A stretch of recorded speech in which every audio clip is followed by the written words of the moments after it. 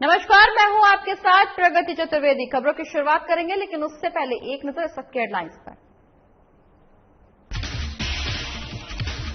LJP नगर कार्यालय में अध्यक्ष विश्वनाथ पासवान ने की प्रेस कॉन्फ्रेंस। नवनिर्वाचित राष्ट्रीय अध्यक्ष पशुपति पारस को दी बधाई, पार्टी को मजबूत करने की कही बात।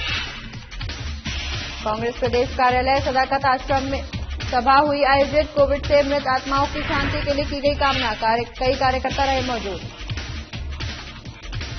एसएनएम एमसीएच अस्पताल की बड़ी परेशानियां, अस्पताल को मेडिकल काउंसिल ऑफ इंडिया ने दिया नोटिस, टैक्स अदा करने की दी चेतावनी। फारबिसगंज बना लूट का अड्डा, नप के गोदाम में पड़ी 200 डस्टबिन हुई खराब, अब तक नहीं किया गया इसका इस्तेमाल।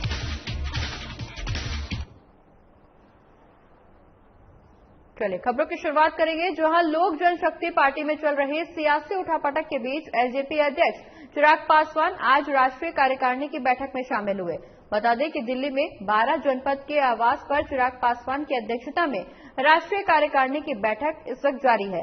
राष्ट्रीय कार्यकारिणी के 75 में से 50 सदस्य चिराग पासवान के साथ हैं। ये दावा चिराग पासवान की तरफ से किया गया है।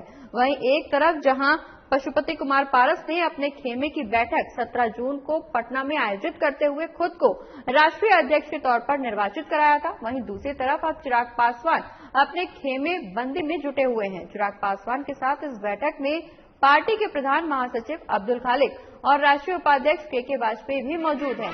इस बैठक में लोक जनशक्ति पार्टी के अन्य बड़े नेता भी शामिल हुए। वहीं कार्यकारिणी की बैठक में भविष्य को लेकर पार्टी की रणनीति भी तय की जा रही है।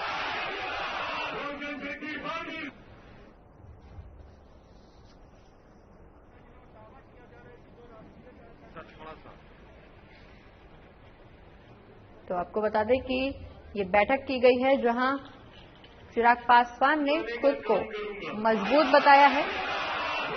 एलजेपी नगर कार्यालय में अध्यक्ष ने ये प्रेस कॉन्फ्रेंस की, जहां नवनिर्वाचित राष्ट्रीय अध्यक्ष पशुपति पारस को चिराग पासवान ने अपने आप को बधाई दी है, वहीं सामने वाली पार्टी को कड़ी चुनौती देते हुए खुद को सशक्त बताया है।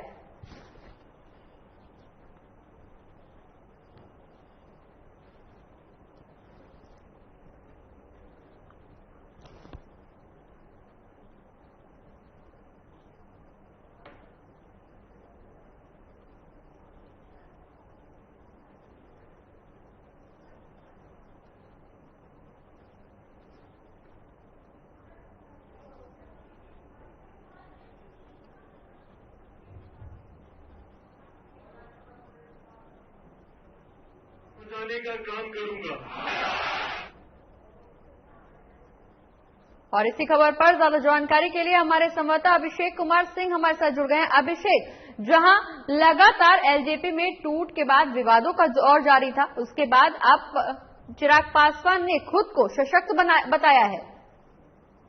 जी बिल्कुल, जिस तरह लोजपा में टूट की खबरें सामने आई, उसके बाद पशुपतिनाथ पारस जो है बिहार आए और बिहार में उन्होंने एक बैठक की, कार्यकारिणी की बैठक की और उन्होंने बैठक के दौरान उनको राष्ट्रीय अध्यक्ष बना दिया गया। उसके बाद फिर उन्होंने कल जो है एक बैठक की थी और उन्होंने घोषणा की थी कि हमारे कार्यकारिणी के इतने सदस्य हैं। उसके बाद चिराग पासवान के द्वारा दिल्ली में कार्यकारिणी की बैठक बुलाई गई है। इस बैठक में मुख्य रूप से चिराग पासवान ने दावा किया है कि हमारे साथ 75 सदस्यों में से 50 सदस्य हमारे साथ है और जितने भी जो लोजपा के कार्यकर्ता हैं सभी हमारे साथ हैं। उन्होंने आगे की रणनीति पे भी चर्चा की। अभी बैठक हो रही है, बैठक के बाद और क्या बातें निकल के सामने आती है और क्या बातें वो बताते हैं, वो देखने वाली बात होगी। इससे पहले वो कल ओम बिरला से मिलने के लिए गए थे।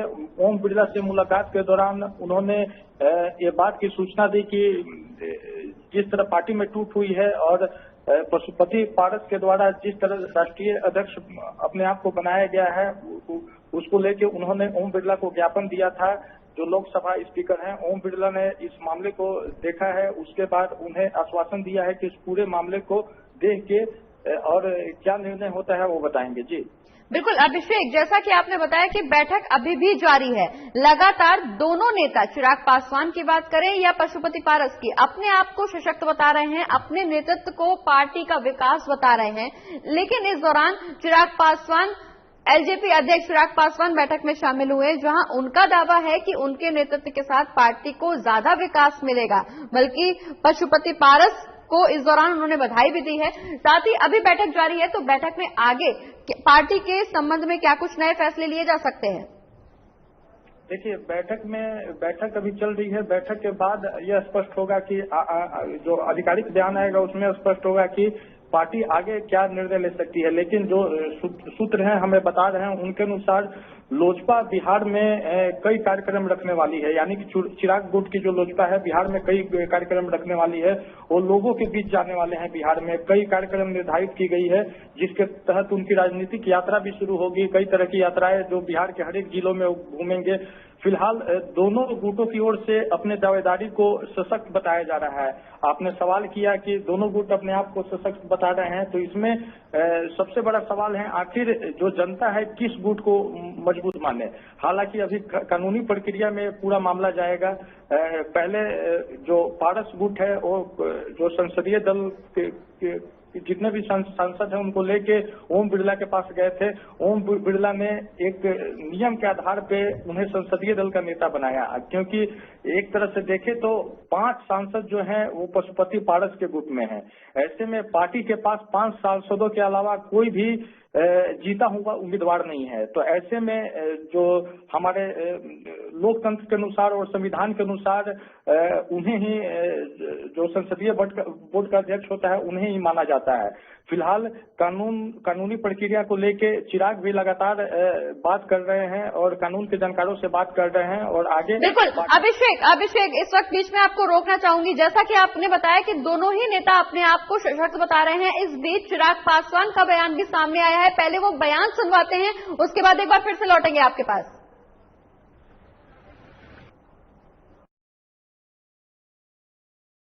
वाली है उसके लिए पार्टी के कार्यकर्ता पहले से ही मुस्तैदी से तैयार हैं और वो लोग बढ़ चढ़कर अपना योगदान दें ताकि इस लहर से लोगों को बचाया जा सके। जितना मदद के कार्य हों बिहार में और बाकी राज्यों में, जिस तरीके से बाढ़ के भी हालात बन रहे हो, बिहार में तो आप जानते हैं हर साल बाढ़ आती है, तो उससे लोगों को ज्यादा से ज्यादा राहत मिले, इस प्रस्ताव को भी इस बैठक में पारित किया गया है। और साथ ही में एक प्रस्ताव और जिसमें तमाम सदस्यों ने लोक जनशक्ति पार्टी के राष्ट्रीय अध्यक्ष के तौर पर मेरे नेतृत्व में मेरे द्वारा लिए गए फैसलों पर अपना सर्वसहमति से अपना विश्वास उन्होंने जाहिर किया है। तो ये 5 ऐसे प्रस्ताव हैं जिसको इसमें पारित किया गया है। तो चिराग पासवान को सुन रहे थे आप, जहां उनका कहना है कि पार्टी ने उनके नेतृत्व को स्वीकार किया है, उनके सशक्त नेतृत्व में पार्टी आगे चलकर के विकास करेगी। लगातार हमारे वरिष्ठ संवाददाता अभिषेक सिंह हमारे साथ बने हुए। अभिषेक, चिराग पासवान का बयान हमने सबको सुनाया। चिराग पासवान का कहना है कि जहां वो जनता के विकास के लिए लगातार काम कर रहे हैं, वहीं जनता से भी उनको बराबर समर्थन मिल रहा है। जी बिल्कुल, चिराग पासवान लगातार कहते आ रहे हैं कि बिहार में लगातार जो लोजपा समर्थित जनता है चिराग पासवान को ही सपोर्ट कर रही है। उधर पारस का गुट का कहना है कि जो जनता है हमें चाहती है। लेकिन कानून के जानकारों की माने तो कानून के जो जानकार हैं उनके मुताबिक जो लोजपा है, लोजपा में सिर्फ जीते हुए 5 सांसद है। एक पहले विधायक हुआ करते थे, उन्होंने पिछले दिनों जदयू का दामन थाम लिया था, तो उसके बाद सिर्फ इनके पास 5 सांसद है। ऐसे में जब वो जो ओम बिरला के पास गए तो उन्होंने साफ तौर पर उन्हें संसदीय दल का नेता बना दिया। लेकिन उसके बाद यह स्पष्ट नहीं हो पाया है कि आखिर जो जनता है ओरिजिनल लोजपा किसको माने, ये सबसे बड़ा सवाल है। बिल्कुल अभिषेक, जनता ओरिजिनल एलजेपी किसको माने, ये सबसे बड़ा सवाल है, क्योंकि चिराग पासवान युवा नेता हैं और आगे आने वाले भविष्य में युवाओं का राजनीति में जो रुचि है वो हमें ज्यादा देखने को मिल रही है। तो क्या लगता है आगे आने वाले भविष्य में युवाओं का वोट चिराग पासवान को ज्यादा सपोर्ट करेगा? जी बिल्कुल, देखिए जो लोजपा का अपना एक कैडर वोट है। पूरे बिहार में अगर देखें तो लोजपा का जो कैडर वोट है 5 से 6% है।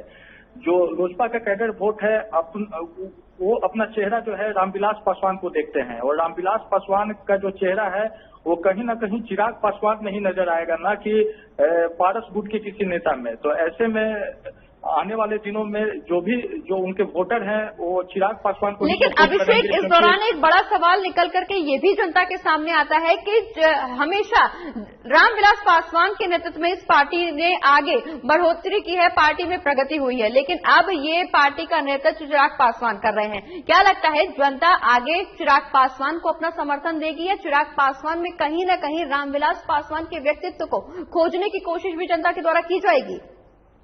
बिल्कुल, चिराग पासवान में जो जनता है रामविलास के व्यक्तित्व को ही देख रही है और शुरू से ही देखते आ रही है, क्योंकि रामविलास पासवान जो है एक दलितों के नेता हैं। शुरू से उन्होंने दलितों के उत्थान के लिए कई काम किए हैं। तो कहीं न कहीं जो बिहार की जनता है, खासकर जो उनके कैडर वोटर है, जो 5 से 6% जो उनके कैडर वोटर है, उनमें चिराग पासवान में रामविलास का ही चेहरा देखती है, ना कि पारस में और पारस गुट के किसी नेताओं में। तो ऐसे में चिराग पासवान को आने वाले दिनों में काफी फायदा होने वाला है और बिहार की सक्रिय राजनीति में अपना महत्व भी वो देख पाएंगे, क्योंकि लगातार जनता से दूरी भी चिराग पासवान ने बना रखा था। लगातार दिल्ली में ही वो कैंप करते रहे हैं। विपक्ष भी सवाल उठाता रहा है कि कोई भी जब समस्या आती है तो जो चिराग पासवान है जनता के बीच में नहीं जाते हैं। बिल्कुल अभिषेक, तो अब काफी कड़ी मशक्कत के बाद एक बार फिर से चिराग पासवान ने अपने नेतृत्व में पार्टी को रफ्तार दी। अब देखना यह होगा कि जनता क्या कुछ समर्थन चिराग पासवान को देती है। बहुत बहुत शुक्रिया अभिषेक, ये तमाम जानकारी हमारे दर्शकों तक पहुंचाने के लिए। और इसी के साथ यहां रुक रहे एक छोटे से ब्रेक के लिए। ब्रेक के उस पार भी खबरों का सिलसिला लगातार रहेगा जारी।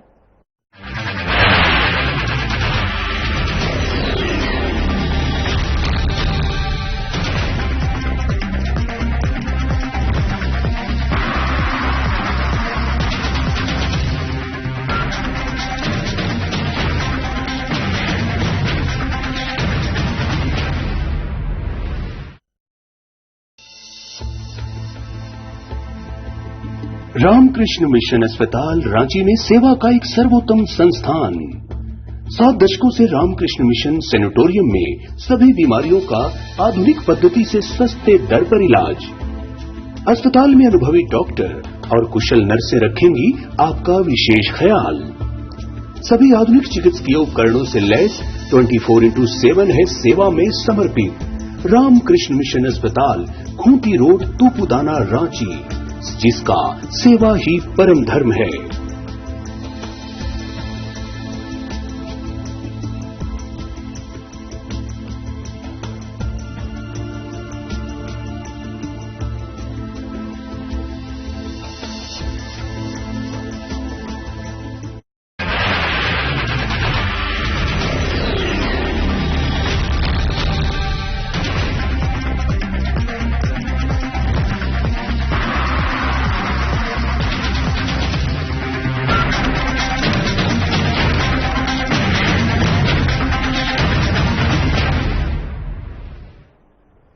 और ब्रेक के बाद एक बार फिर से स्वागत है आपका। खबरों में आगे बढ़ेंगे, लेकिन उससे पहले रुक करेंगे इस वक्त की बड़ी खबर का। मनेर से इस वक्त की बड़ी खबर, जहां खनन विभाग ने छापेमारी अभियान चलाया है।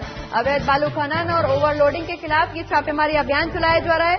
3 पोकलेन मशीन के साथ 7 लोगों को गिरफ्तार किया गया है। इस वक्त की बड़ी खबर मनेर से, जहां बालू माफियाओं के बीच हड़कंप मच गया है। आपको बता दें कि मामला मनेर के 84 घाट का है, जहां खनन विभाग ने छापेमारी अभियान चलाया है। अवैध बालू खनन और ओवरलोडिंग के खिलाफ ये छापेमारी अभियान चलाया गया है। इस वक्त की बड़ी खबर मनेर से, जहां खनन विभाग ने छापेमारी अभियान चलाया है। अवैध बालू खनन और ओवरलोडिंग के खिलाफ ये छापेमारी अभियान चलाया गया है, जिसमें 3 पोकलेन मशीन के साथ 7 लोगों को गिरफ्तार किया गया है, जहां बालू माफियाओं के बीच हड़कंप भी मच गया है।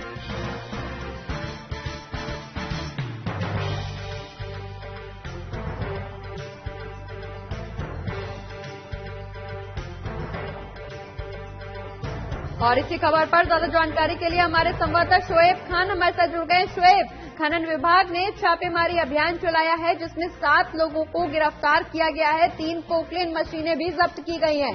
आगे क्या कुछ कार्रवाई? जी प्रगति, अब तक तो 3 पोकलेन और 7 लोगों को खनन विभाग ने गिरफ्तार किया। जो पूरा मामला है कि 2 दिनों पहले मनेर के संगम घाट पर ओवरलोड अवैध बालू लदी नाव पलट गई थी, जिसपे 1 दर्जन सवार थे, लेकिन नाविकों के द्वारा बचा लिया गया। जिसके बाद पटना जीरा खनन विभाग की निद्रा नींद टूटी और एक्शन में आते हुए 84 घाट पर छापेमारी कर 3 पोकलेन मशीन के साथ 7 लोगों को गिरफ्तार किया है। जी प्रगति। बिल्कुल शोएब, जैसा कि आपने बताया कि 7 लोगों को 3 पोकलेन मशीनों के साथ गिरफ्तार किया गया है, लेकिन इस दौरान बड़ा सवाल निकल करके ये सामने आ रहा है कि जब खनन विभाग लगातार अभियान चला रहा है, लगातार छापेमारी कर रहा है और अवैध बालू खनन के खिलाफ लगातार लोगों को गिरफ्तार भी कर रहा है, बावजूद इसके ये खनन माफिया कैसे सफल हो रहे हैं, बालू माफिया कैसे सफल हो रहे हैं ये अवैध खनन को लेकर? पूरी तरह से देखने से प्रतीत होता है कि अब लोगों का मानना भी है कि खनन विभाग के मिली भगत नहीं लगता है कि मनेर इलाके में या आसपास इलाके में अवैध बालू खनन हो रहा है, क्योंकि जब खबर प्रकाशित हो रही है या खबर चल रही है, खबर के असर के बाद ही खनन विभाग पूरी तरह से एक्शन में दिख रही है। बाकी दिनों में खनन विभाग किसी तरह की कार्रवाई मनेर इलाके में नहीं कर रही है। जब खबर चलने के बाद खनन विभाग जो छापेमारी कर रही है, खाना पूर्ति कर पोकलेन या लोगों को गिरफ्तार कर रही है, लेकिन लगातार मनेर में अभी भी नाविकों और बालू माफियाओं के द्वारा अवैध बालू खनन जारी है। जी प्रगति। चलिए, बहुत बहुत शुक्रिया शोएब, ये तमाम जानकारी हमारे दर्शकों तक पहुंचाने के लिए। हम आगे भी आपसे अपडेट देते रहेंगे, लेकिन फिलहाल के लिए शुक्रिया।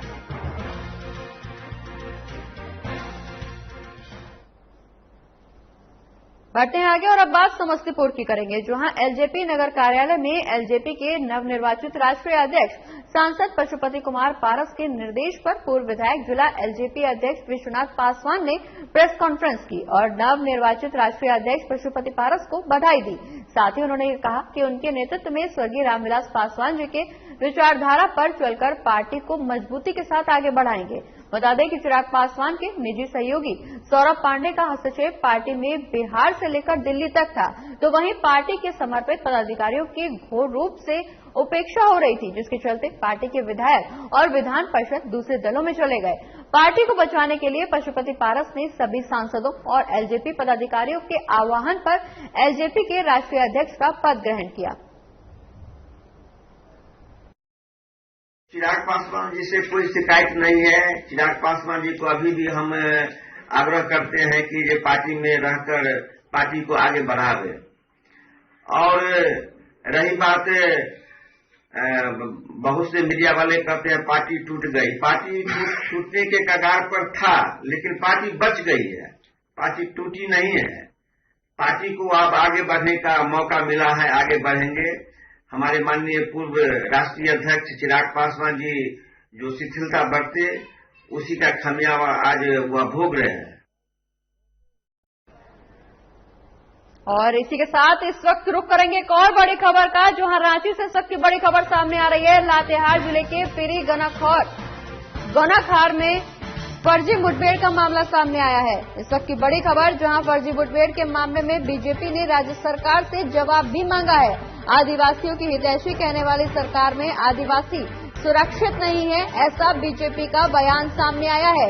मारे गए ग्रामीण के परिजनों को हेमंत सरकार में न्याय नहीं मिला है, ये बयान भी बीजेपी की तरफ से जारी किया गया है।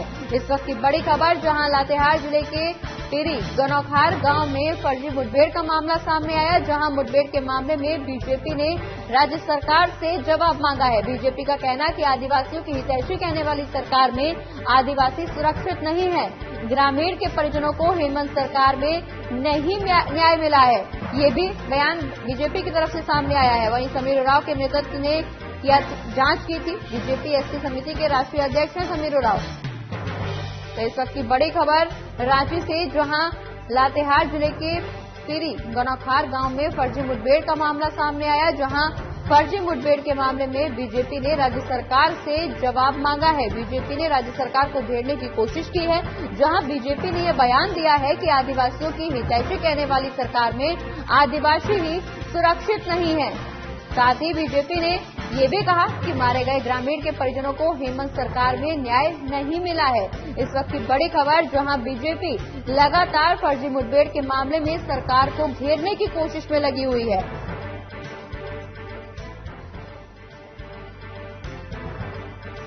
और इसी खबर पर ज्यादा जानकारी के लिए हमारे वरिष्ठ संवाददाता चंदन वर्मा हमारे साथ जुड़ गए। चंदन, फर्जी मुठभेड़ का मामला सामने आया है जिस पर राज्य सरकार को घेरने की कोशिश बीजेपी के द्वारा की जा रही है। जी बिल्कुल पूजा, जिस तरीके से इसमें फर्जी मुठभेड़ में एक निर्दोष ग्रामीण की जान गई थी, तो कहीं न कहीं अब इस मामले को आगे बढ़ाते हुए बीजेपी जो है लगातार सरकार के ऊपर जो दोषारोपण है वो कर रही है। हालांकि बीजेपी का साफ तौर पर कहना है कि वहां पर जो जगुआर की जो टीम थी उन्होंने ग्रामीणों को नक्सली समझ के फायरिंग शुरू की, जबकि ग्रामीण जो थे वो अपने पारंपरिक जो तरीके से एक यहाँ परंपरा है शिकार करने का, जो कि कुछ ग्रामीण की संख्या में निकलते हैं और जंगल की ओर जाते हैं। जंगल में जो भी जंगली जानवर होते हैं उसका शिकार करते हैं। यह एक प्रथा है झारखंड के लोगों की। तो इनसे नियमों का वहाँ पर ग्रामीणों के द्वारा पालन किया जा रहा था और कुछ संख्या में निकले थे ग्रामीण, पुरुष के साथ साथ महिलाएं भी थी, लेकिन जो जगुआर की टीम थी वहाँ पर वो जो है अंधाधुंध फायरिंग कर दी और इसमें एक जो है ग्रामीण मारा गया था, जिसे लेकर जो है बीजेपी अब जो सरकार पे सवाल उठा रही है। और सवाल मुख्य रूप से ये है कि आखिर जब इसमें मौत हुई है तो हालांकि जो लातेहार जिला के डीसी हो गए या एसपी हो गए। बिल्कुल चंदन, लगातार बीजेपी सरकार को घेरने की कोशिश कर रही है। अब देखना ये होगा कि हेमंत सरकार क्या कुछ बयान देती है, क्या कुछ बचाव में अपने प्रतिक्रिया देती है। बहुत बहुत शुक्रिया चंदन, ये तमाम जानकारी हमारे दर्शकों तक पहुंचाने के लिए।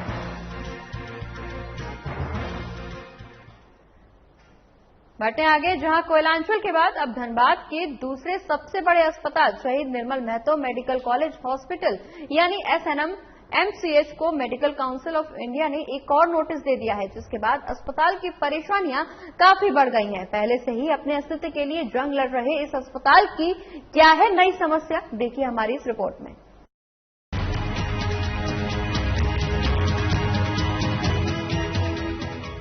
धनबाद का SNMMCH प्रबंधन इन दिनों खासा परेशान दिख रहा है। पहले से ही कई चुनौतियों का सामना कर रहे अस्पताल पर अब एक और हमला हुआ है। मेडिकल काउंसिल ऑफ इंडिया ने अस्पताल को एक नोटिस थमाया है, जिसके तहत अस्पताल को निरीक्षण शुल्क का बकाया टैक्स जल्द अदा करने की चेतावनी दी गई है। आरोप है कि अस्पताल ने MCI के निरीक्षण शुल्क का टैक्स अदा ही नहीं किया है, जिसके चलते अस्पताल को नोटिस थमाते हुए जबरदस्त फटकार लगाई गई है।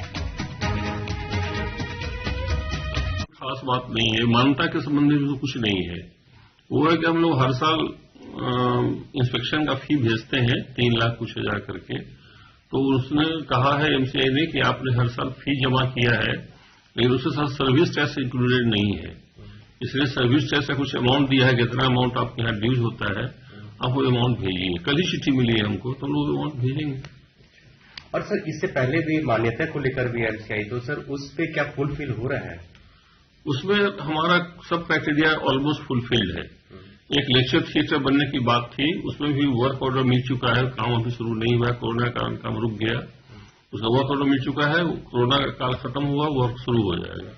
लेकिन जो सबसे बड़ी समस्या है फैकल्टीज की, हमारे यहाँ फैकल्टीज की लगभग 33% एब्सेंसी है। उसके बारे में सरकार प्रयासरत है, देखिए क्या होता है, वही मेन ऑब्स्टेकल है।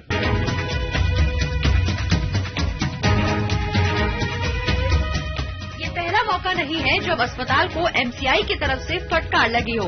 लापरवाही का आलम तो ये है कि काउंसिल की तरफ से SNMMCH को पहले भी नोटिस भेजकर मान्यता खत्म करने की चेतावनी कई बार दी जा चुकी है। दरअसल अस्पताल का वजूद पिछले 8 सालों से वेंटिलेटर पर पड़ा है। मेडिकल कॉलेज में अभी 35% professor, associate professor, assistant professor और तमाम शिक्षकों की कमी है। रेजिडेंट डॉक्टर और मेडिकल स्टाफ के पद भी कई सालों से खाली पड़े हैं। इतना ही नहीं, अस्पताल और कॉलेज में मूलभूत संसाधनों का भी घोर अभाव है। यही वजह है कि MCI पहले भी साफ कह चुका है कि इन्हीं लापरवाही की वजहों से वो किसी भी समय SNMCH की मान्यता को रद्द कर देगा।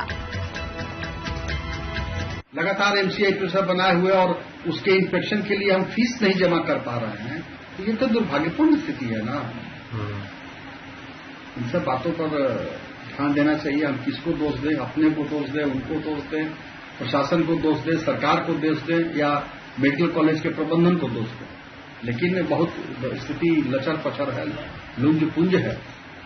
आवश्यक जो अहर्ताएं हैं एमसीआई के लिए, पहले उसको हम आग्रह करेंगे कि जो लोग भी जिम्मेवार लोग हैं, समझदार लोग हैं, अच्छे लोग हैं, पहले उनके उस क्राइटेरिया को पूरा करें, उनकी अहर्ता को पूरा करें, कॉलेज के मान्यता को बचाएं, कॉलेज के सीट को जो कटा हुआ है उसको बढ़ाएं, तब उसके बाद अपना करते रहें जितना जो करना है।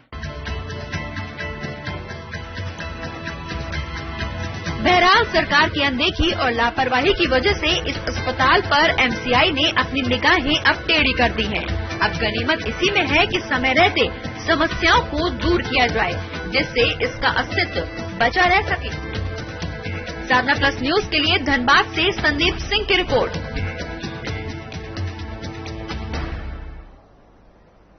तो एसएनएम-एमसीएच प्रबंधन की एक बार फिर से परेशानियां बढ़ गई हैं, जहां उनको एफसीआई की तरफ से फटकार लगाई गई है, साथ ही टैक्स अदा करने की चेतावनी भी दी गई है। अब देखना ये होगा कि एसएनएम-एमसीएच प्रबंधन कब तक इस पूरे मामले में लापरवाही बरतता है या इस चेतावनी को संज्ञान में लेते हुए टैक्स समय रहते अदा करता है। आपको बता दें कि इस दौरान प्रबंधन की तरफ से ये चेतावनी भी दी गई है कि अगर समय रहते टैक्स अदा नहीं किया गया तो लाइसेंस भी कैंसिल किया जा सकता है। अब अपने लाइसेंस को बचाने के लिए एसएनएम-एमसीएच अस्पताल क्या कुछ एक्शन लेगा, क्या कुछ तैयारियां करेगा, क्या कुछ निर्देश देगा, क्या कुछ किया जाएगा, ये देखने वाली बात होगी। इसी के साथ इस बुलेटिन में फिलहाल इतना ही। आप देखते रहिए साधना प्लस न्यूज। नमस्कार।